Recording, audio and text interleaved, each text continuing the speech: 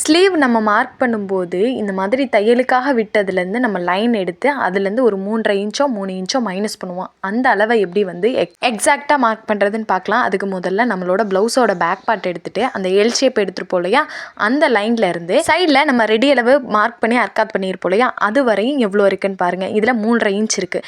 இந்த அளவை தான் நம்ம ஸ்லீவில் அந்த கேப்புக்கு வந்து நம்ம மார்க் பண்ணணும். இப்போ நான் 3.5 இன்ச் மார்க் பண்ணி இந்த 3.5 இன்ச்சை மார்க் பண்ணி ஃபஸ்ட்டு ஒரு கர்வ் வரைஞ்சிருக்கேன். அந்த கர்வ் பார்த்திங்க அப்படின்னா ரெடி அளவு.